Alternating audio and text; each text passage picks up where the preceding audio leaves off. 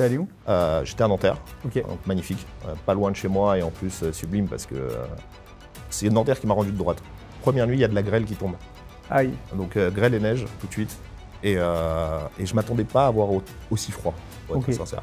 Autant la faim, c'est quelque chose qui se régule, le corps s'habitue, bon, Oui. voilà. Mais les conditions pour dormir, C'est horrible. c'est exécrable, vraiment. L'homme est un loup pour l'homme, réellement, dans la rue.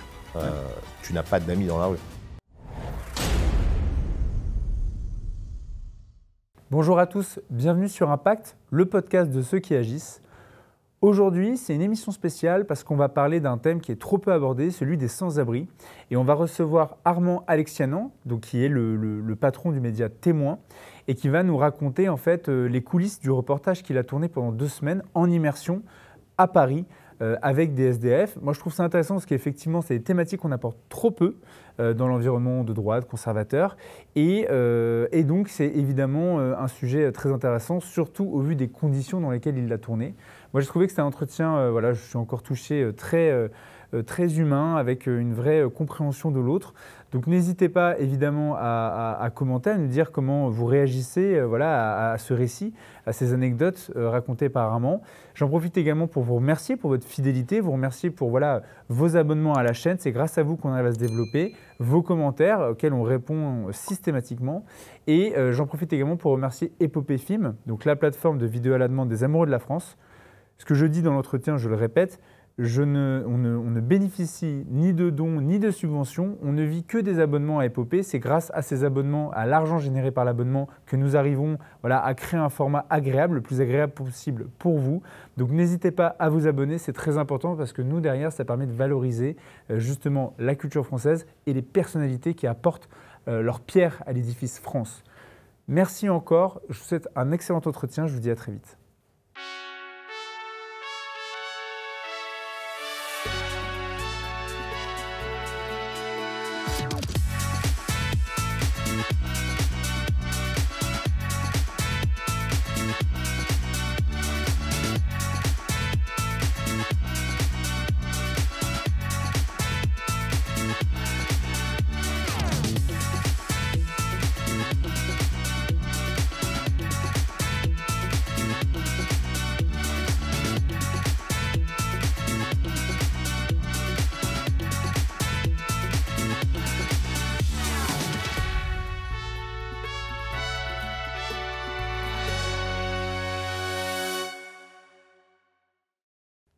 Comme je vous le disais, aujourd'hui, j'ai le plaisir de recevoir Armand Alexianan. Armand, merci d'être venu chez nous sur Impact. Merci de l'invitation. Bah non, bah écoute, moi je trouvais que c'était... c'est pas un peu pour toi qu'on a créé ce genre de format en réalité. C'est-à-dire qu'en fait, c'est des gens voilà, qui apportent leur pierre à l'édifice et qui justement traitent de thématiques qui ne sont pas toujours traitées. En tout cas dans l'écosystème conservateur, de droite, on l'appelle comme on veut. Et je trouve que ce documentaire, déjà, il est intéressant sur le fond, pour le regard qu'il apporte sur effectivement les SDF, les personnes sans abri. Et deuxièmement, je trouve qu'il a un côté effectivement assez novateur parce que tu t'es mis dans les conditions bah voilà, d'un sans-abri. Ça a dû être extrêmement difficile. Tu as dû avoir des moments avec pas mal d'angoisse et puis te retrouver bah, forcément avec des personnes qui te communiquent des épisodes de vie quand même assez difficiles. Donc, vraiment, bravo, je trouve ça super courageux. Merci et donc, voilà, on est ravis de te recevoir avec toute l'équipe ici. Alors, avant qu'on rentre dans le détail justement de ce projet fou, en fait, hein, parce qu'il faut se le dire, c'est une fois plus très novateur. Et puis, il faut en avoir pour y aller, donc chapeau. Est-ce que tu peux, pour ceux qui ne te connaîtraient pas forcément, parce qu'en fait, tu navigues depuis pas mal de temps dans l'écosystème, voilà, je dirais médiatique ou politico-médiatique, mais tout le monde ne te connaît pas forcément. Est-ce que tu pourrais voilà, nous raconter un peu ton parcours et puis les raisons pour lesquelles tu t'es orienté vers les médias?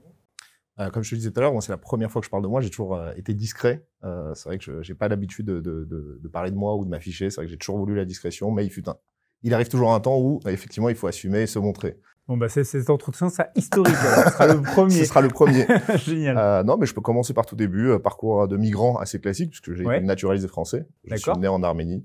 Je suis arrivé à l'âge de 7 ans. Ouais. D'ailleurs, pour la petite anecdote, j'aimerais remercier quelqu'un. Tiens, j'ai toujours voulu le faire et je vais le remercier. J'ai fait une classe clean. Tu sais, les classes clean, c'est là où on apprend le français.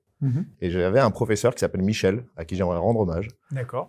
Michel, pour l'anecdote, un jour prend mon cahier et le balance à travers la salle. D'accord. Donc aujourd'hui, il serait viré, il serait au rectorat. C'est l'homme blanc, mâle, dominateur. Enfin, faut le dégager. Ouais. Mais juste par ce geste, c'est-à-dire qui m'a blessé, m'a permis et m'a obligé à faire 3 fois plus d'efforts et d'apprendre le français, ce qui m'a permis d'apprendre le français en 3 mois. Tu vois, j'ai pas d'accent, j'ai pas l'accent arménien, j'ai pas l'accent russe. Ouais. Et c'est grâce à lui. Donc j'aimerais beaucoup lui rendre hommage aujourd'hui, tu vois. Bah voilà, merci Michel, parce qu'effectivement, c'est petit geste, mais qui change une vie, tu vois. Bah écoute, formidable. Bah voilà, s'il nous entend, la dédicace est faite. Je suis arrivé en France par regroupement familial, parce que mon grand frère était déjà en France. D'accord. J'ai commencé effectivement par une classe clean à apprendre le français. J'habitais dans le 20e, puis j'ai beaucoup habité en banlieue. Adolescence un peu turbulente, comme tout adolescent, mais en banlieue, donc ça accentue forcément. T'étais dans quel coin? J'étais à Pantin au début, puis à Gennevilliers. Je suis toujours à Gennevilliers d'ailleurs, j'habite toujours à Gennevilliers. Donc, les fréquentations et autres font que tu es un peu turbulent, etc. Mais toujours passionné de politique, et toujours ce côté où ma maman m'a très vite politisé. Hein. On lisait beaucoup de livres, que ce soit politique, plutôt communiste soviétique, si tu veux, ce qui est logique. Enfin, je venais d'un pays d'ex-URSS. Donc forcément, il y avait un héritage. Et très politisé très vite et très dans le « je dois quelque chose ». Et en fait, on arrivait en France tout de suite, même c'est ce que m'a dit ma mère tout de suite, hein, c'est « on doit quelque chose à ce pays ». Ce pays nous a aidés à être là, donc il faut rendre l'appareil. Pourquoi vous êtes parti? Pour plein de conditions, pauvreté forcément, pays d'ex-URSS, t'imagines tout ce qui s'ensuit, hein, il y a une pauvreté économique. Et alors même que vous avez gardé cette culture communiste et qu'elle vous l'a transmise en fait? Oui, mais c'est pas le communisme français. Okay. Tu vois, le communisme soviétique, c'est pas un communisme français. C'est-à-dire que vous fuyez le communisme pour finalement, mais pour garder encore cet esprit. Parce que ma mère est une nostalgique, elle a un idéal. Elle a un idéal de son enfance où le communisme, effectivement, c'était avant la perestroïka. Oui. C'est-à-dire que les frigos étaient remplis, le cinéma, je crois que c'était 20 centimes. Le monde idéal, tu vois. Mais effectivement, après, derrière, il y a les conséquences qu'on connaît. La perestroïka, la pauvreté. Elle vivait dans un monde fictif pendant très longtemps, elle se rend compte aujourd'hui à son âge. Mais pendant très longtemps, elle vivait dans un idéal communiste. L'idéal qu'on nous vend communistique, où tout est partage, tout est beau, on s'aime tous et c'est merveilleux. Et qui suit de très près ce que tu fais, parce que je crois qu'elle est venue à la présentation, à la projection en avant-première du documentaire où j'étais présent. D'ailleurs, merci pour l'invitation. Avec grand plaisir. Parce que c'est vrai que c'est un documentaire qui m'a touché. Et donc, voilà, donc elle est toujours présente à tes côtés, elle suit tes travaux. J'ai souvent caché ce que je faisais à ma mère. D'ailleurs, j'ai menti, je lui ai même pas dit que j'étais à la rue, parce que je pouvais pas lui dire, tiens, pendant la période hivernale, je vais dormir dans la rue. Elle m'aurait interdit, elle m'aurait engueulé, donc je lui ai caché. C'était l'occasion de le voir. T'as bien vu, elle m'a engueulé à un moment donné à part. Ouais. Ah non, j'ai laissé. T'as laissé libre au courant. À traiter. Non, moi je me mêle pas de ça. Mais donc très bien. Et donc voilà, enfance un peu agitée, cet intérêt pour la politique qui vient parce que tu sens que c'est de fait ça concerne la vie de tous les individus. C'est juste que en fait il y a cette organisation, la politique en général qui touche la vie de chacun. Et donc qu'est-ce qui se passe à ce moment-là? À quel âge tu comptes vraiment, tu sens qu'il y a un besoin d'engagement? Post-lycée, je me dis tiens, il faut que je fasse de la politique. Pour faire de la politique, il faut faire des études de politique. Donc, j'ai commencé à faire des études de politique, de sciences politiques. T'es allé où? J'étais à Nanterre. Okay. Donc, magnifique. Pas loin de chez moi et en plus sublime parce que c'est Nanterre qui m'a rendu de droite. Je peux le dire, tu vois. Parce qu'en fait, moi, j'étais plutôt de gauche. Oui. En tant que migrant, etc., on t'inculque tout de suite à tu es forcément de gauche, on te met dans une case que tu intériorises. Donc moi, je pensais être de gauche. Nanterre m'a rendu de droite. D'accord. C'est-à-dire, à force de lire des Bourdieu, à force de lire que des pamphlets de gauche et autres, je me suis dit, bon, je vais quand même m'intéresser à ce qui se fait quand même aussi de l'autre côté. Je me suis dit, mais en fait, je suis pas de gauche. D'accord. En fait, pas du tout. Et c'est à Nanterre, d'ailleurs, quand j'étais encore étudiant, je crois que j'étais en 3e année ou quelque chose comme ça de licence, où je m'engage chez les Républicains, donc pour la campagne de Nicolas Sarkozy en 2016, pour les primaires. Ok. Donc ça va très vite. Ah ouais.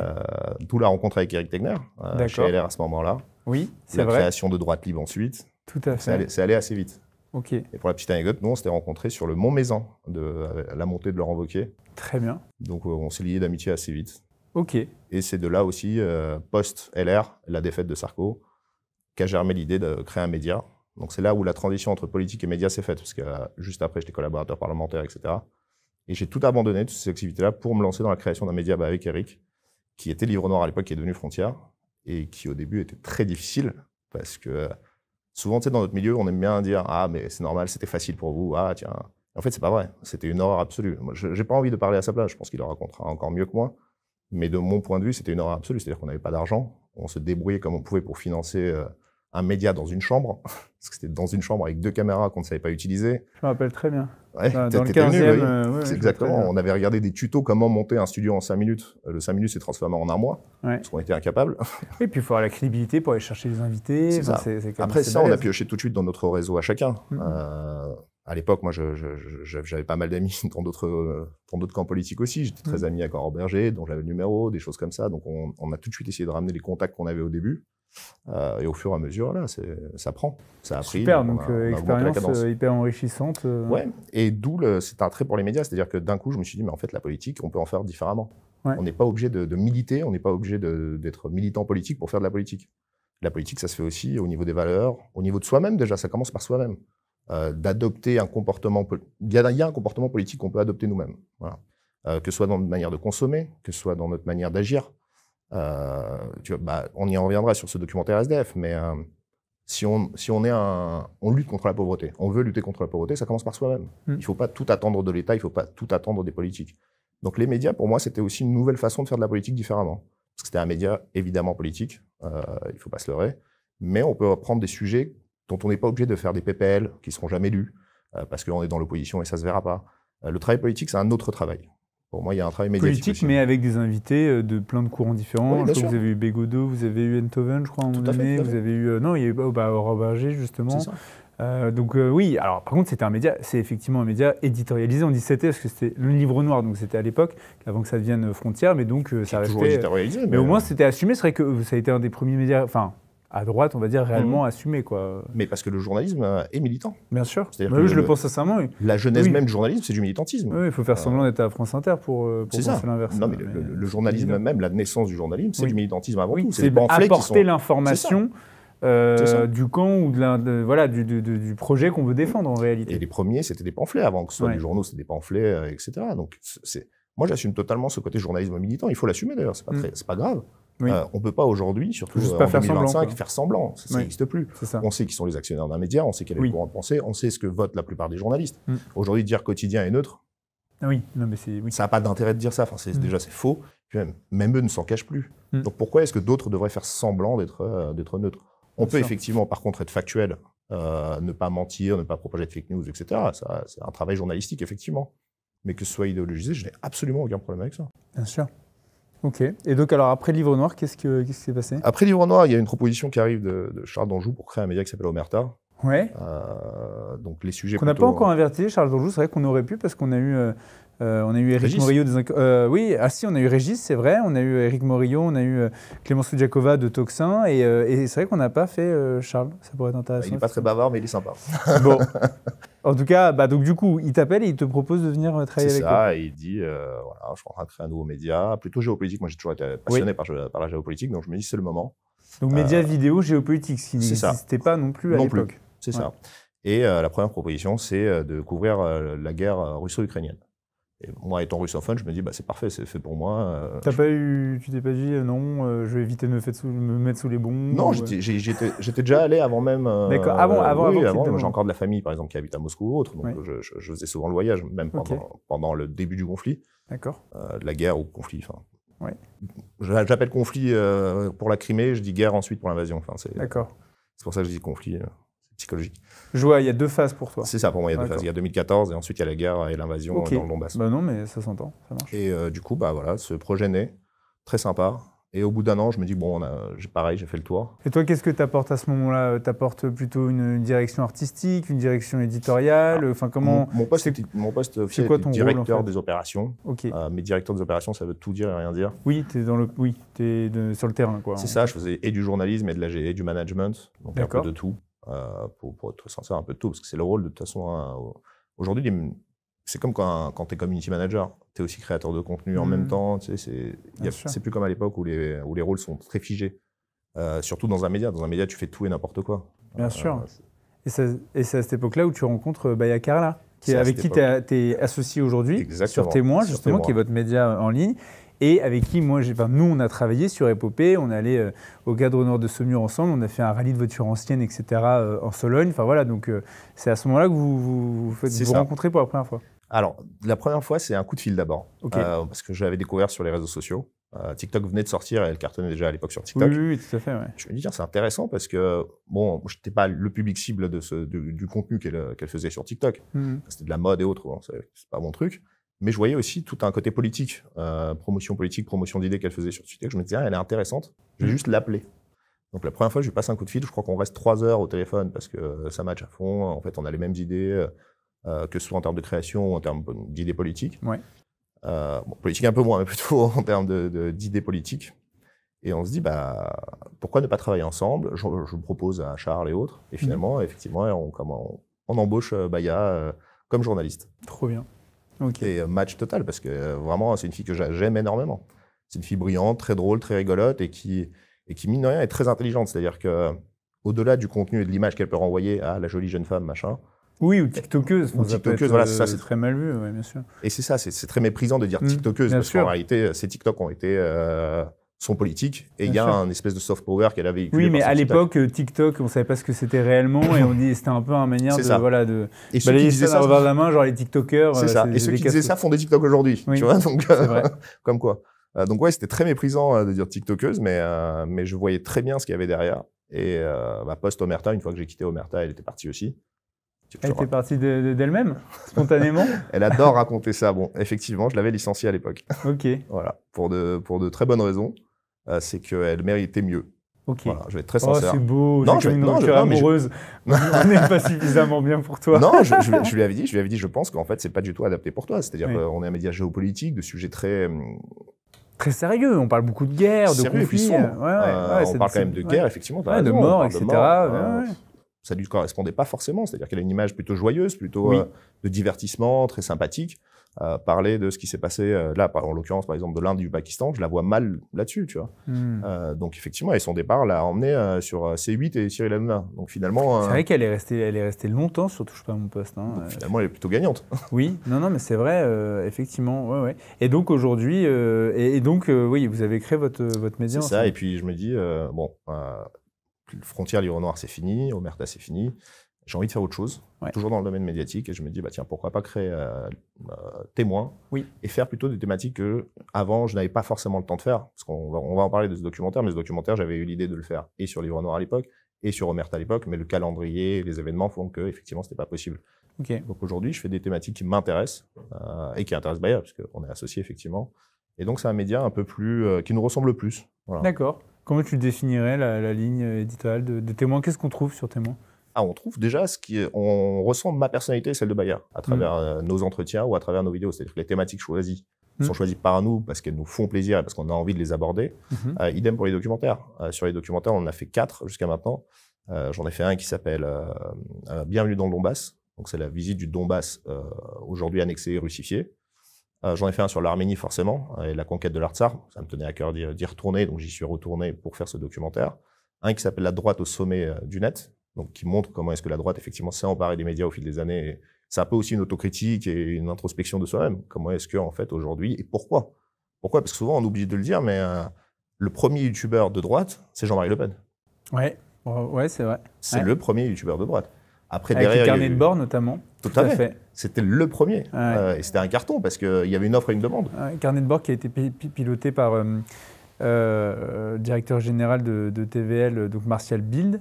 Et d'ailleurs, ça a été le premier à aller sur le Minitel. En fait, en gros, le Front National de l'époque, alors aujourd'hui aussi, évidemment, ils sont en pointe, mais à l'époque, c'était un parti hyper innovant, parce que vu qu'ils n'avaient pas beaucoup la parole dans les médias, et du coup, ils étaient obligés de s'approprier à chaque fois les nouvelles technologies de communication. Donc, les premiers sur le Minitel, les premiers sur Internet, les premiers sur YouTube, etc. Et donc, le fameux carnet de bord, c'était la vidéo hebdomadaire, je crois, de mémoire, où effectivement, il y avait une analyse d'actualité permanente. Et c'est vrai. Merci de lui faire. Et moins cher qu'un meeting, et moins cher qu'autre chose. Donc, Facebook, c'est vrai que c'était... Oui. Et puis, on voit qu'aujourd'hui, ce qui fait gagner Trump, par exemple, ou les dissidents, on va dire, ceux qui ne sont pas dans la ligne mainstream, c'est finalement les réseaux sociaux, c'est la liberté qu'on peut avoir sur Internet. Donc, effectivement, il était un peu précurseur sur le sujet. C'est clairement ce qu'explique ce documentaire. Et donc, effectivement, ce 4e documentaire, donc, qui s'appelle Les Invisibles. Ok, génial. Et donc là, tu t'es dit... Je vais me mettre dans la peau d'un sans-abri, donc dans les conditions réelles. C'est-à-dire que tu pars avec ton baluchon, on te voit d'ailleurs sur les images, on se dit waouh, moi c'est quand même assez courageux. Pendant la période de Noël. Oui. Oui, oui. J'ai Donc, passé le Noël et le Nouvel An. c'est costaud. Ouais, surtout que cet hiver était très très froid. Voilà. Ouais. La première nuit, j'ai cru que j'allais vraiment y passer. Ça a dû être quelque chose. La première nuit, c'était horrible. Parce que c'est le jour où, première nuit, il y a de la grêle qui tombe. Aïe. Donc, grêle et neige, tout de suite. Et je ne m'attendais pas à avoir aussi froid, pour être très sincère. Autant la faim, c'est quelque chose qui se régule. Le corps s'habitue. Bon, oui. Voilà. Mais les conditions pour dormir, c'est horrible. C'est exécrable. Vraiment. Alors, on va y Pourquoi ce aller. documentaire Pourquoi tu as voulu faire spécifiquement un documentaire sur les sans-abri? C'est un sujet qui me tenait à cœur parce que, bon, j'aime pas parler de moi, mais je vais le faire. Il fut un temps où, tu sais, il y a un truc qui s'appelle le taureau ailé, le riz taureau ailé. Et moi, je mangeais le même logo, mais c'était des mains ailées. C'est le Secours populaire. D'accord. Voilà, le logo, c'est des mains ailées. Donc, je faisais toujours ce rapprochement. Okay. Effectivement, c'était très dur financièrement et je me disais toujours, est-ce qu'on va pas finir à la rue, tu vois? C'était l'adolescence, un truc comme ça. Et tu as quand même conscience des problématiques. C'est-à-dire que tu n'es plus un enfant, tu as quand même conscience que ça va pas trop. Et je m'étais toujours dit, mais en fait, la frontière est très mince entre je mange bien, je suis à la télévision, je joue à la PlayStation, tout va bien. Et le lendemain, je peux finir SDF, en fait. Ça peut aller très, très vite parce que les ressources, parfois, commencent vraiment à manquer. Tu commences à t'inquiéter de cette éventualité. Et j'ai toujours eu cette fibre de me dire, ça peut arriver à n'importe qui, mais j'aimerais bien le voir, j'aimerais bien le comprendre. Et c'est pour ça qu'il s'appelle les invisibles, parce qu'au final, les sans-abri sont devenus des invisibles. Aujourd'hui, c'est devenu une statistique. Quand on passe à Paris, je parle de Paris parce que j'y vis, mais on passe à côté d'une vingtaine de sans-abri tous les jours. Alors que moi, quand j'étais petit, j'habitais à Gambetta, dans le 20e. Il y avait un SDF à côté du métro Place Gambetta, qu'on appelait Père Noël parce qu'il avait une énorme barre blanche. C'était le SDF de Gambetta. C'est-à-dire qu'il était seul, tout le monde le connaissait, tout le monde le situait. Tout le monde était très sympathique, effectivement, avec lui. On lui ramenait de la nourriture, etc. Mais c'était le seul. C'est-à-dire qu'on arrivait à mettre un visage et un nom, déjà. Oui, c'est ça. Voilà. Même si c'était un surnom Père Noël, on arrivait à l'identifier. Aujourd'hui, tu as beaucoup de mal. Là, on est ici, il suffit de sortir dehors. Oui, on n'est pas très loin de Montparnasse, c'est clair que oui. Il y a une quinzaine de SDF au mètre carré. C'est pour ça qu'ils sont devenus invisibles. C'est vraiment devenu une statistique, on ne les voit plus. On passe à côté, on les remarque. Et puis il y en a tellement aussi que, en fait, on est presque, on est dépassé, donc on préfère en fait finalement laisser tomber. Et puis on est gêné, on est devenu gêné. Le regard est dur à soutenir. Alors que c'est vrai que moi j'ai souvenir quand j'étais ado ou comme toi, on a à peu près le même âge, il y en avait un peu moins, c'était plus facile d'aller vers eux, discuter, donner une pièce, machin, etc. Et donc c'est vrai que maintenant il y en a tellement qu'on a tendance maintenant, et puis nos vies aussi sont tellement folles, et il y a une telle précarité généralisée, je pense qu'il y a une paupérisation qui est en train de se mettre en place en France, avec de l'austérité, etc., que finalement tout le monde se finit. Et puis le Covid a beaucoup aidé aussi à cet état d'esprit, je ne sais pas si tu as pu regarder ça, mais j'ai l'impression qu'on s'est vraiment auto-centré, et que c'est pour ça que le titre « Les Invisibles », et moi il m'a tout de suite parlé, parce qu'effectivement c'est un énorme sujet, et en tant que catholique, en ce qui me concerne, tu vois, on parlait de la doctrine de l'Église notamment. On peut pas laisser cette situation, ou en tout cas ne pas en parler, au moins, pour faire connaître aux gens la situation. Donc, il y a le fait, effectivement, de se dire, bah voilà, je pourrais basculer un jour dans cette précarité-là. Et puis, il y a l'idée d'en faire un format. C'est quoi l'utilité d'en faire un documentaire? Alors, parce que je pense que des images valent 1000 mots, premièrement. Et deuxièmement, parce qu'effectivement, c'est aussi un sujet politique. C'est-à-dire qu'aujourd'hui, moi, je considère qu'il n'y a pas de sujet de gauche, sujet de droite. Il y a des sujets. C'est à chacun de les traiter selon, effectivement, sa doctrine politique. Mais il faut s'en emparer. Le féminisme, par exemple, on en parlait tout à l'heure. Alix Cordier, le collectif Némésis s'en est emparé. Il s'en est très bien emparé. Effectivement, le féminisme, c'est aussi un sujet de droite. On peut en parler à droite, comme on peut en parler à l'extrême gauche. Idem pour la pauvreté. Mais je pense qu'aujourd'hui, faire de la politique, c'est aussi parler de sujets qui, quand on en fait différemment, c'est-à-dire quand on en fait dans les médias, tu n'as pas d'agenda électoral à suivre. Tu n'as pas de base électorale à qui il faut plaire. Donc, tu es beaucoup plus libre. Aujourd'hui, parler immigration-sécurité, bon, la droite le fait. Politiquement, je veux dire, c'est déjà le cas. Pourquoi ne pas aller ailleurs? Pourquoi ne pas trouver d'autres sujets? Aujourd'hui, l'écologie. Il y a de plus en plus de médias de droite qui se créent sur l'écologie, par exemple. Parce que l'écologie, effectivement, c'est aussi un sujet de droite. Les chasseurs ou autres font aussi de l'écologie. Une autre manière de faire de l'écologie, mais il faut en parler. Le nucléaire, par exemple. Le nucléaire, on peut en parler de manière éco-lucide. Donc moi, j'aime bien cette idée de parler de sujets sans me dire, tiens, ça, non, c'est un sujet de gauche. Ah non, ça, c'est un sujet de droite. Moi, je pense qu'on peut parler de tout. Tu vois. Effectivement. J'ai vu que vous aviez fait une interview sur quelqu'un qui était porteur du VIH, je crois. C'est ça, Monsieur Seropo, qui est de gauche, qui est ouvertement même d'extrême gauche, qui est pro-LGBT, et qui pourtant a une situation qui est extrêmement intéressante. Il est porteur du VIH, je pense que ça peut arriver à n'importe qui demain. Est-ce que sa parole vaut moins ou plus parce qu'il est politisé? Non.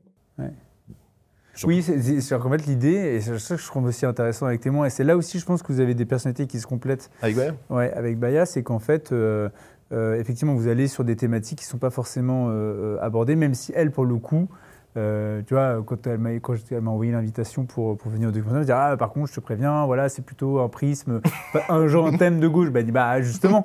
Mais il y a le côté où on sent qu'il peut y avoir de la discussion entre vous, mais ça aboutit à des super créations.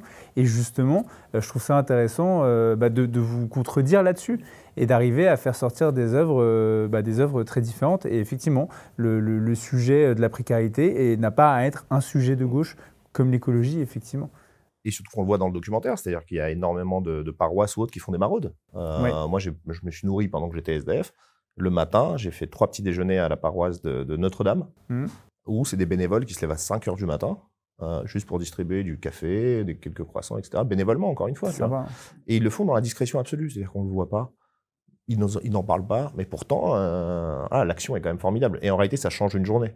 Se réveiller avec un café, c'est ballot, mais ça te change vraiment une journée. Quand tu es à la rue, du moins. Ah bah oui, j'imagine. Puis au moins, c'est chaud et puis ça te remet un peu d'écart. Aujourd'hui, j'ai pas la prétention de dire que j'ai vu ce que c'est de vivre à la rue. Encore une fois, j'ai passé que 15 jours. Mais tu vois, dès 15 jours, tu as les symptômes tout de suite. C'est-à-dire que déjà, tu ne dors pas. J'ai jamais dormi dans la rue. Je me suis endormi de fatigue, mais je n'ai jamais dormi. Tu es réveillé par les bruits incessants, tu es réveillé par le froid, tu es en menace constante. Tu sais, tu as les sens qui s'éveillent, mais en fait, tu retournes vraiment à l'état un peu animal, à l'état primaire. Tu as tes sens qui sont en éveil constant. N'importe quel bruit te fait sursauter. Les sirènes de pompiers, enfin voilà. En plus, c'est Paris, c'est très bruyant Paris en réalité.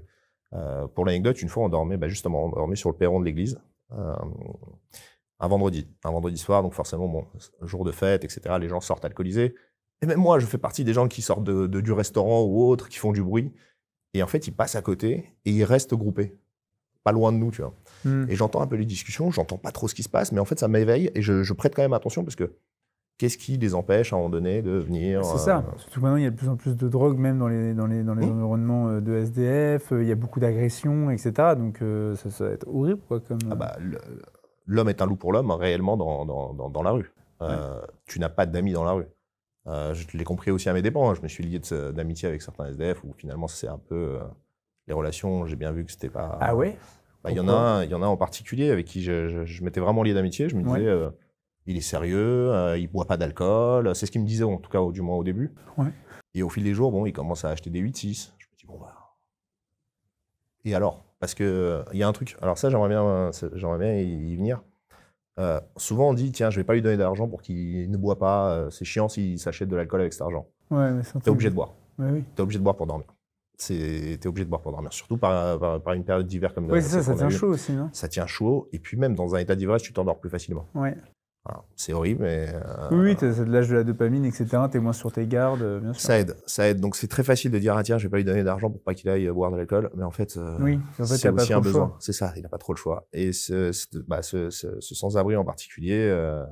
finalement, il a enjolivé un peu la réalité.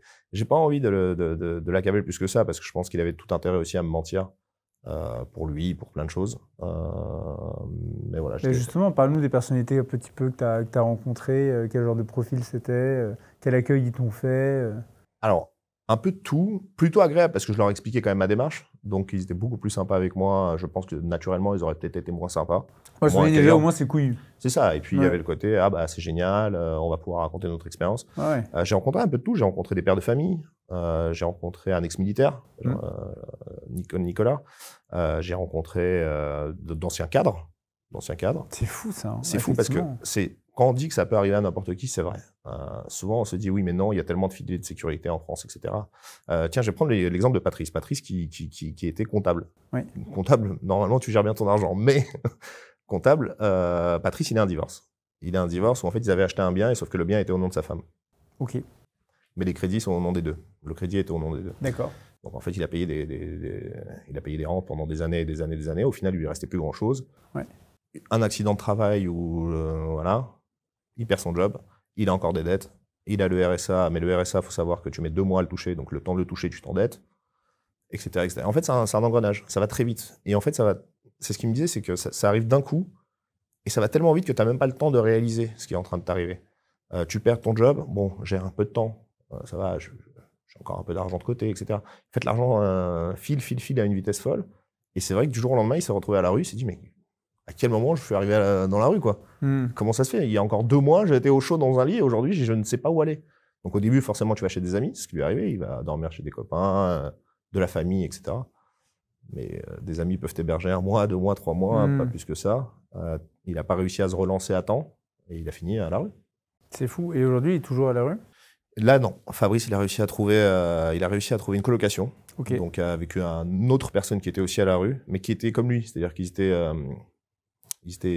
hargneux. Ils voulaient vraiment s'en sortir. C'est-à-dire qu'ils cherchaient. C'était pas du laisser aller. Il s'était toujours pas laissé aller. Il était à la rue depuis 3 ans et pourtant, il se laissait pas aller. Donc, c'est balèze. On dit que c'est l'espérance de vie, c'est 10 ans à la rue, maximum. Ouais, c'est fou. Hein. Ouais. Pour dire à quel point ça peut aller. Et tu perds 30 ans d'espérance de vie. C'est fou. Ouais. Bah oui. C'est 70 ans, tu meurs à peu près. Incroyable. Même pas 60-70. Ouais. Donc, non, les conditions de vie sont quand même horribles. Et il y a Nicolas, qui est un ancien militaire, qui lui est revenu d'Afghanistan. D'accord. Le problème, c'est qu'en Afghanistan, il a découvert les drogues. Donc, il est devenu accro. C'était quel genre de drogue? Crack? Non, il prenait de l'héroïne en Afghanistan. Ah oui, donc oui, il avait découvert l'héroïne. Ouais. Forcément, le premier consommateur. Il a découvert ça. Syndrome post-traumatique en plus. Donc, ça le travaillait. Et arrivé en France, il a toujours sa pension, par exemple. Tu vois, il a une pension militaire qui est reversée de 1 400 €, je crois, quelque chose comme ça. Ouais. Le problème, c'est sa dépendance. Donc, d'accord. Donc, en fait, c'est sa dépendance qui le maintient dans la vie, dans la rue, en fait. D'accord. Oui, parce qu'en fait, le peu de salaire qu'il a, il peut très bien il le dépense. Mais le problème, c'est le suivi. C'est le suivi. Il a été en prison parce que du coup, ça le rend violent. D'accord. Il est accro à la lime. Ça, je sais plus ce que c'est, mais c'est un espèce de truc que prennent les rappeurs, machin. Il y a plein d'addictions comme ça qui s'enchaînent. Aux dernières nouvelles, moi je l'ai eu, il est parti à Lyon. Il était à Paris, il est parti à Lyon. Il prend un substitut maintenant pour l'héroïne médicale, donc il arrive plutôt à contrôler son dosage. Donc plutôt bonne nouvelle, mais c'est vrai que c'est très compliqué. Et on voit souvent donc là, tu vois, tu racontes, tu as donné 3 exemples d'hommes, typiquement, mais on parle jamais des femmes SDF. On voit dans l'entretien justement qu'il y a un couple, mais on voit pas la dame, on voit que le mec, que le monsieur. Et donc déjà, comment ça se passe quand il y a des couples? Typiquement, cette dame qu'on ne voit pas dans l'entretien, quelle interaction tu as eu avec elle? Et deuxièmement, les femmes en général, est-ce qu'il y en a? Et si oui, qu'est-ce qu'elles font? Parce que... Alors, que je dise pas de bêtises, il y a un peu plus de 20% de femmes. SDF, d'accord. De femmes SDF. C'est 80% d'hommes, 20% de femmes. Ouais. Bien évidemment, pour les femmes, c'est beaucoup plus difficile. C'est un fait. Il y a des cas de viol, il y a des cas beaucoup plus compliqués pour une femme que pour un homme d'être à la rue. Les femmes elles ont plus de mal à témoigner. Elles sont plus pudiques? Souvent, elles sont mamans. D'accord. Souvent, elles sont mamans, mais leurs enfants sont placés. Et elles ne veulent pas montrer cette image, effectivement, je suis à la rue, etc. Ce qui se comprend, elles sont pudiques. Et effectivement, cette dame dont tu parles, qui était avec Dominique, elle ne voulait pas passer à la caméra. Elle était à côté. Elle était quand je filmais, elle était vraiment à côté. C'est pour ça que je te demande, justement. Elle était vraiment à côté. Et elle ne voulait pas parce que... oui, il y a un côté pudique, il y a aussi un côté où, en fait, je sais que je vais m'en sortir, j'ai pas envie que ça reste. D'accord. Tu vois, je trouve que Dominique avait beaucoup plus de facilité parce que lui aussi, il savait que c'était temporaire, mais lui avait pas de mal à se dire, tiens, je vais assumer ce passé. Oui, je l'étais à la rue et voilà. Elle avait plus de mal, donc elle était un peu plus pudique, effectivement. Mais pour les femmes, c'est beaucoup plus compliqué. C'est souvent, on parlait de drogue tout à l'heure, la drogue circule énormément, surtout le crack. Moi, j'avais fait une rencontre à Stalingrad horrible. Stalingrad, c'est un peu le spot. Stalingrad, c'est ça. C'est gangréné totalement par le crack. Et j'avais fait la rencontre d'une dame qui m'a été présentée par un SDF que je suivais, par un sans-abri que je suivais. Une jolie jeune femme, et qui montre une photo d'elle avant. Rien à voir. Là, c'était... je suis désolé de dire ça, c'est pour la blague, mais t'es dans Call of Duty, tu joues au mode zombie, tu tires au cas où. C'est des trous, de la peau qui tombe, c'est une horreur absolue. C'est une catastrophe. C'est une catastrophe. Et elle montre la photo d'elle avant, métisse, plutôt jolie, etc. Tu vois. Donc la transformation physique même, en 1 an ou 2, je crois, parce que je crois que ça faisait 1 an ça faisait 2 ans qu'elle était à la rue, mais elle a commencé le crack à 1 an et demi, un truc comme ça. La transformation physique est affreuse, mais vraiment affreuse. Et elle se prostitue pour des doses. 5 €. 5 €. 5 € la passe. C'est terrible. Déjà, bon... ça veut dire qu'elle trouve des clients quand même, mais des clients qui sont aussi drogués forcément. Donc ça maintient un écosystème comme ça un peu affreux. C'est ignoble. Et alors qu'est-ce qui l'a amené elle dans cette précarité-là? C'est le fait d'être... C'est la drogue qui l'a amené là ou elle est arrivée ou c'est cette situation qui l'a amené à la drogue? Non, c'est une immigrée. C'est une immigrante qui est arrivée en France et qui a commencé par, comme tout migrant, un espèce de cercle communautaire. Mais sauf que le chemin a fait qu'elle a traîné avec des gens peu fréquentables qui droguent. Hein. Ça, il faut le savoir, parce qu'à Porte de la Chapelle, par exemple, c'est à Porte de la Villette à l'époque, ça drogue exprès. C'est-à-dire que tu arrives et tu finis une dose, pour que les personnes deviennent dépendantes et qu'elles viennent reprendre leur... Oh, c'est horrible. Donc, soit ils te font travailler, donc tu deviens dealer à leur place. D'accord. Donc, la com, c'est toi qui la transportes. Oui. Soit, en fait, tu es juste un consommateur comme les autres, mais vu que tu es devenu addict, c'est génial. Bah oui. Et c'est horrible. C'était corvéable, merci, quoi. Ah non, mais il y a une vraie filière, il y a une vraie exploitation de la misère qui existe. Et l'immigration clandestine là-dedans, justement, parce que là, on voit, c'est beaucoup de Français, mais il y a aussi évidemment énormément d'immigrés clandestins. Comment ça se passe? C'est beaucoup plus complexe à les approcher. Déjà, il y a la barrière de la langue. Après, il y a aussi la barrière de la caméra. Eux, ils sont beaucoup moins à l'aise. Bien sûr, ils sont beaucoup moins à l'aise. Ils sont là en situation irrégulière et autres. Je pense que c'est logique de vouloir se cacher. Je ne sais pas, parce qu'il y en a qui manifestent en demandant des papiers, et tout, etc. Mais pendant les manifestations, après. Oui, non, mais voilà. Dans le privé, c'était beaucoup plus compliqué à approcher. Après, j'ai eu des discussions, effectivement. Moi, j'ai eu certains chiffres, aujourd'hui, maintenant, qui sont publics. Mais c'est Guillaume Casbarian, qui est ancien ministre du Logement et qui est député LREM, qui avait sorti ce chiffre. Et j'ai essayé, en approchant les assos, etc., de le vérifier. Quand on te refoule, quand tu dis ce chiffre, c'est qu'en général, il est vrai. C'est 70% des logements d'urgence aujourd'hui sont occupés par des immigrés clandestins. Je dis bien clandestins, pas des immigrés réguliers, mais clandestins. D'accord. Mais pour une raison qu'on peut comprendre, c'est pour éviter la ghettoisation et pour éviter de créer des bidonvilles autour de Paris. Porte de la Chapelle en était un. Oui, tout à fait. Oui. Mais ça veut dire qu'il y a quand même, un problème. C'est-à-dire qu'aujourd'hui, si demain, je te le souhaite pas, mais demain tu deviens SDF, ton premier réflexe c'est d'appeler le 115, comme tout le monde. Déjà, le 115 ne répond pas parce qu'il est saturé. On te voit effectivement appeler plusieurs fois dans le documentaire le 115. Tu peux nous expliquer un petit peu comment ça se passe? C'est quoi le 115 et comment ça fonctionne? Le 115, c'est un centre d'accueil d'urgence qui est censé tout de suite te rediriger soit vers une association, soit vers un logement d'urgence. Donc, tu les appelles quand t'es quoi? Quand t'es vraiment pas bien? Quand t'es quoi? Quand t'as plus rien. Déjà, quand t'es déboussolé, c'est-à-dire que t'arrives dans la rue. Moi, tu vois, j'ai commencé mon reportage sur Gare du Nord. J'arrive, je sais pas où aller déjà. Enfin, vraiment, tu vois, où est-ce que je vais aller? T'es là, bon, j'ai pas d'argent, parce qu'effectivement, tu le disais, pour le besoin de documentaire, j'avais pas pris de carte bleue, j'avais pas pris d'argent, j'avais pas pris de cigarettes. Qui suis fumeur, c'était très compliqué. Ah oui, j'imagine. J'avais rien. C'est-à-dire que j'avais juste mon petit sac à dos. Bon, effectivement, j'avais mon sac de couchage que j'avais acheté à Decathlon. Trop petit pour moi, malheureusement. Un beau bébé. Ouais, malheureusement, trop petit, ça c'était l'erreur. Mais j'avais pas grand-chose. Qu'est-ce que tu fais dans ce cas-là? Tu te diriges effectivement vers l'État, vers le 115. Ok. Et en fait, ça répond pas. Premier jour, ça répond pas. Je me dis, bon, on va se débrouiller. Et je les rappellerai demain. Et en fait, je les rappelle à différents horaires en plus. Je les appelle exprès à 9h. Ah si, je les ai eu une fois à 3h du matin. J'étais sur les Champs-Élysées, j'ai une dame au téléphone, formidable. Okay. Et elle me dit effectivement, on peut vous loger à Saint-Denis. Non, c'est au F1 de la Courneuve, je crois. Le Formule 1 de la Courneuve, on peut vous loger là-bas. Par contre, il faut partir à 6h. Il est 3h du matin. Donc le temps qu'on vienne me récupérer, il est 4h. Quel intérêt? Il y a peu d'intérêt, ça veut dire que je vais rester éveillé toute la nuit, je vais dormir pour dormir 1 heure. Ça sert à rien. Donc en fait, c'est saturé partout. C'est saturé. Il y a beaucoup trop de monde qui appelle. Ce qui est logique, il y a énormément de sans-abri à Paris. Il n'y a plus de place. Et même quand il y en a, c'est dangereux. C'est ce que me disaient la plupart des sans-abri que j'ai croisés. C'est-à-dire que c'est très communautaire aussi. Tu sais, c'est un écosystème vraiment. Le monde de la rue, c'est pas. C'est pour ça que c'est vrai que je suis là pour ça.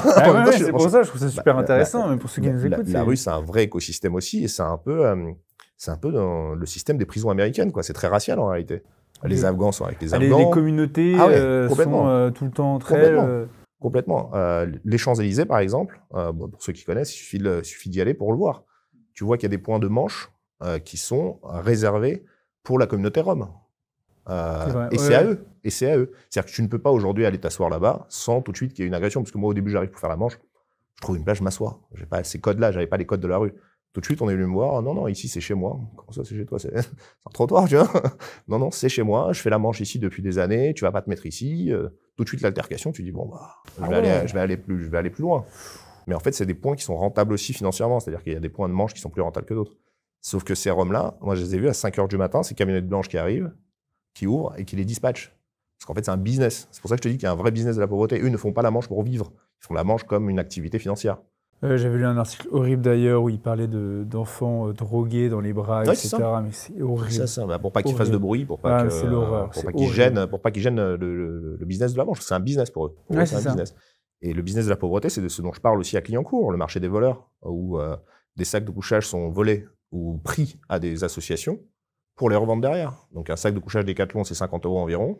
Tu le trouves à 20 €. Tu le trouves à 20 € à Ah oui, donc en fait, il y a un marché secondaire ou marché noir. Complètement, il y a un marché parallèle de la pauvreté. Des équipements en fait achetés ou confiés aux associations.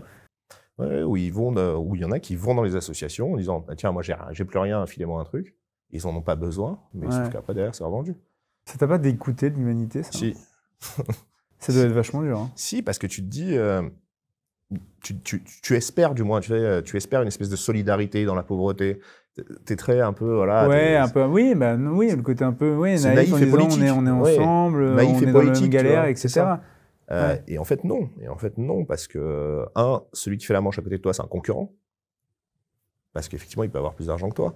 Après, il y a plein de moments de solidarité qui sont arrivés aussi. À un moment donné, moi, j'étais sur les Champs-Élysées avec un autre SDF que j'accompagnais. Et en fait, il y a un autre sans-abri qui passe, qui fait « Ah bah tiens, vous avez rien, vous ?» « Non. Tenez, j'ai des frites, j'en veux pas. » Donc tu vois, il y a quand même des échanges un peu comme ça qui font plaisir. Mais il faut éviter de se mélanger. Voilà. Déjà, il faut éviter effectivement de se mélanger aux autres. Le comportement des autres, tu le connais pas, tu sais pas qui c'est. Il peut s'alcooliser, il peut être violent. Il peut se droguer, il peut te droguer à ton insu. Ça peut arriver aussi. Donc effectivement, faut être méfiant envers l'autre. Faut pas se dire il y a cette espèce de solidarité haute. Non, faut être méfiant envers l'autre constamment. Mais toi, comment t'as fait pour trouver les bonnes personnes? Parce que j'imagine que t'as pas forcément les. Ah non, j'ai pas trouvé que des bonnes personnes. Je veux dire, comment t'as fait pour trouver les personnes qui t'ont ouvert les portes de ce monde-là? Il y en a un que j'avais rencontré comme ça dans la rue, à qui j'avais. Avec qui t'avais discuté? C'est ça. Au final, on a discuté. J'avais dit que j'avais projet de ce documentaire. Il me disait bah écoute, volontiers, je t'introduis. Okay. Et à la base, je devais pas rester à Paris. Je devais aller à Amiens. Ok, d'accord. Amiens, la ville de notre président qui nous avait promis 0 SDF dans les rues. Donc je me suis dit, tiens, je vais aller chez lui. Et en discutant avec ce sans-abri, il me dit, c'est du suicide. Déjà, tu es tout seul, tu n'as aucun code, tu n'y connais rien.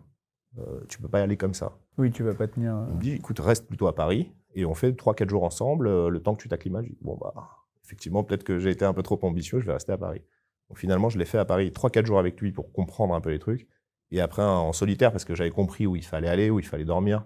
Il faut éviter les parkings, par exemple. Parce qu'il y a de la sécurité. Ouais. Souvent. Donc, ils te disent de partir. C'est ça. Et s'il n'y a pas de sécurité, c'est pire. D'accord. Donc, tu es en danger. Alors qu'il faut être visible et invisible en même temps. Ok. Là, mais c'est toujours dans la nuance, c'est toujours très complexe.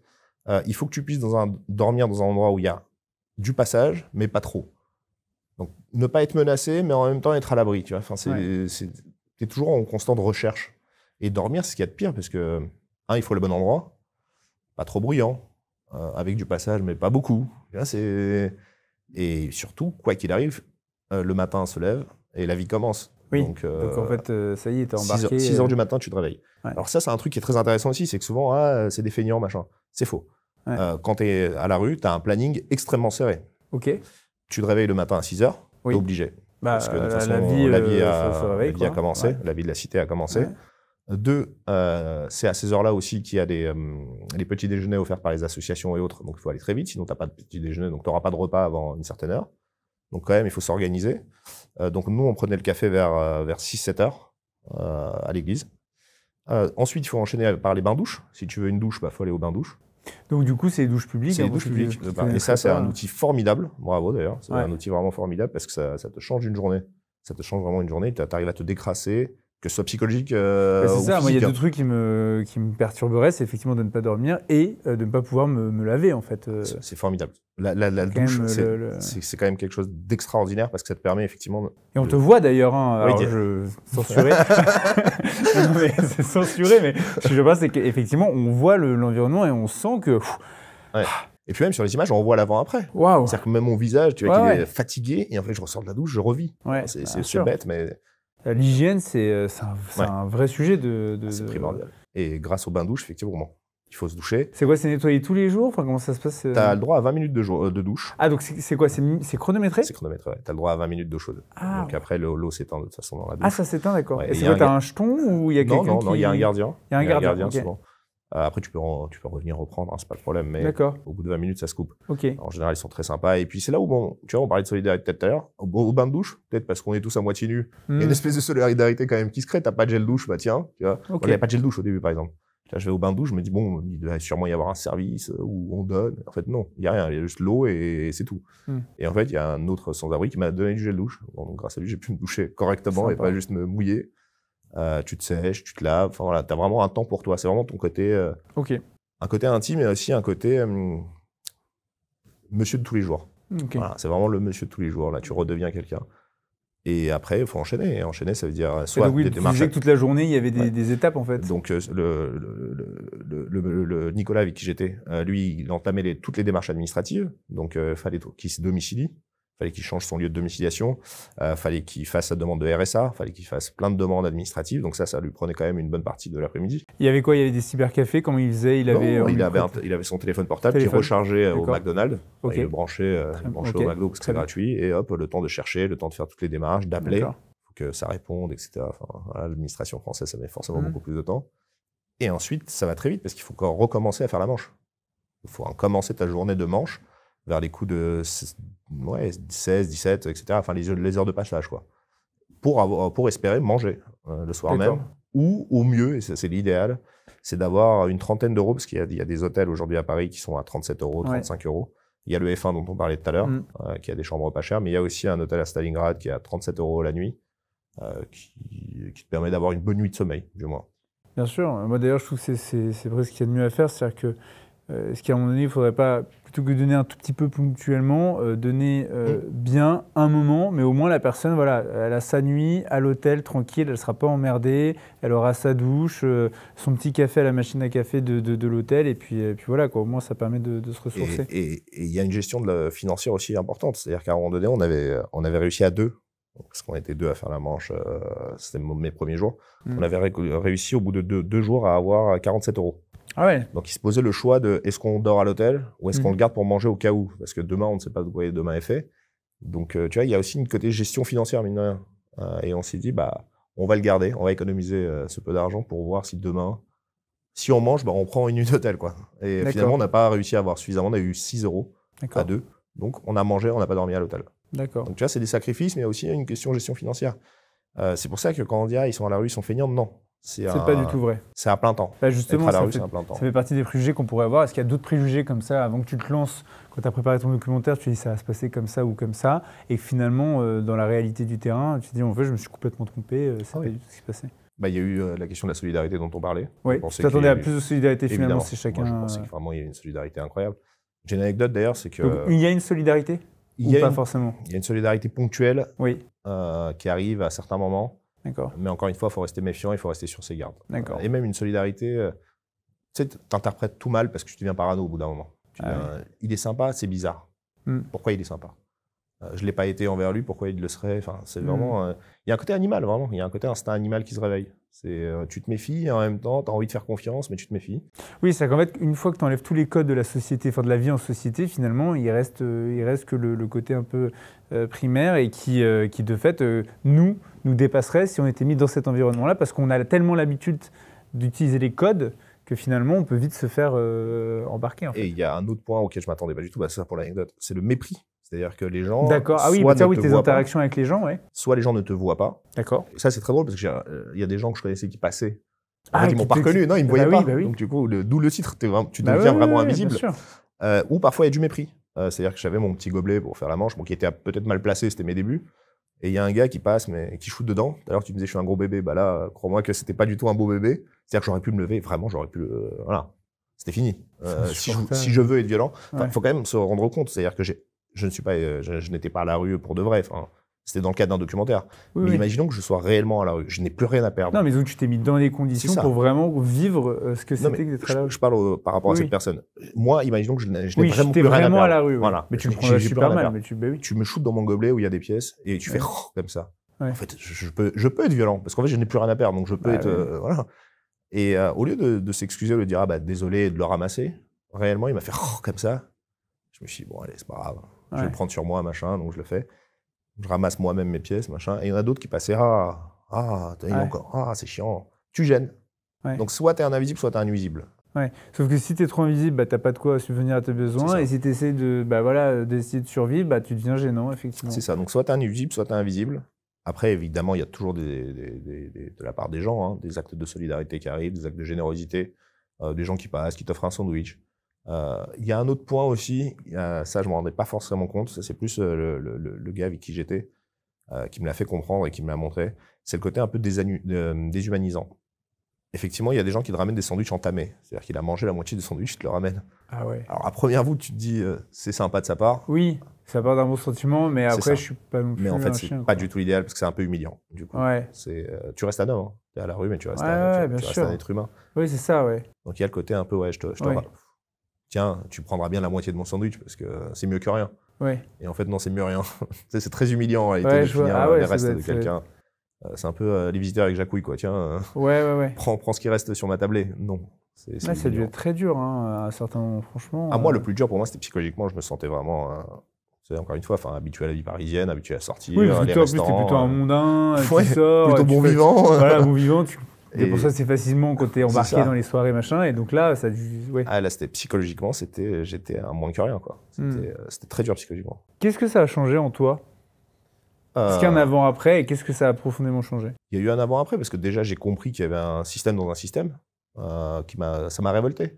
Et tu sais, il y a une phrase qui dit que si tu sais pas t'occuper de ton peuple, ne commence pas à t'occuper des autres. Et c'est réel. Aujourd'hui, c'est pas normal qu'en France, nous-mêmes, on ait autant de SDF, tu vois. Même d'un point de vue géopolitique ou politique. Déjà, avant de s'occuper d'autres intérêts, occupons-nous déjà des nôtres. C'est-à-dire qu'on est quand même 6e encore puissance mondiale et on arrive à avoir plus de 300 000 SDF dans la rue. Il y a quand même un problème. C'est-à-dire qu'on a aujourd'hui en France, nos frères, parce que nos frères, ils sont français, ils sont nos concitoyens, n'arrivent pas à se nourrir. Voilà. Aujourd'hui, nos propres frères de nationalité, de nation, de patriotes, sont à la rue et n'arrivent pas à manger ou meurent dans la rue. Voilà.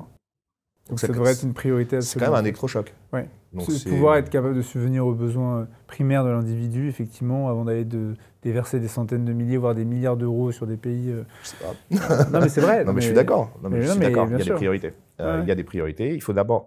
Et c'est comme toute chose. C'est-à-dire qu'avant de s'occuper des autres, tu vas d'abord t'occuper de toi et tu vas d'abord t'occuper de tes proches. Bien sûr. Et c'est logique. Charité bien ordonnée commence toujours par soi-même. Exact. Et c'est logique. Ouais. Et aujourd'hui, c'est commencer par soi-même que de soigner ses propres enfants. Donc ses propres enfants, c'est eux. Bon, en tout cas, waouh, c'est assez impressionnant. J'invite tout le monde à aller regarder. Donc ce documentaire, il est dispo sur YouTube. Sur YouTube, sur la chaîne Témoin. Abonnez-vous également à Témoin. Est-ce que du coup, parce que là, ça a été une expérience quand même assez costaud pour toi et puis pour votre équipe, c'est quoi vos prochains projets? Parce que j'imagine que parti sur cette lancée, maintenant, ça va être quoi la prochaine étape? Parce que je trouve ça tellement incroyable d'avoir vécu ça déjà. C'est quoi vos prochains projets? Moi, ça m'a beaucoup plu d'avoir cet aspect immersif. Ouais. Je pense que moi, je trouve ça incroyable. ton regard est différent. Puis même nous, pour spectateurs, c'est pas le fameux petit reportage de France Télé, machin. Là, on est avec toi, on sent le truc, on sent les sensations, l'histoire des gens, etc. C'est vraiment très, très immersif, quoi, même pour nous. On voit que je fatigue. Ouais.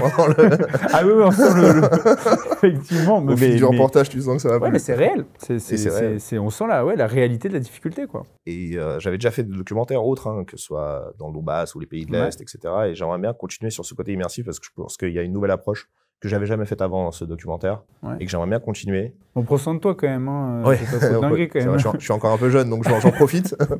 Et le prochain documentaire, j'ai déjà fait le sujet de l'immigration, mais cette fois, j'aimerais le faire en immersion. D'accord. C'est-à-dire réimmigrer.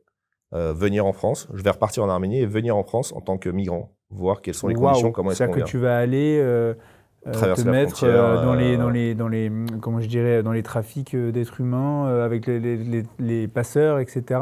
Ça, c'est le problème. C'est que quand je commence un documentaire, je ne sais jamais comment commencer. Je commence comme ça et puis on voit ce que ça donne. Là, ça a marché. Cette fois, je vais quand même prendre plus de précautions et effectivement, c'est costaud. Hein, là aussi, tu touches du doigt la misère humaine. Et il y a...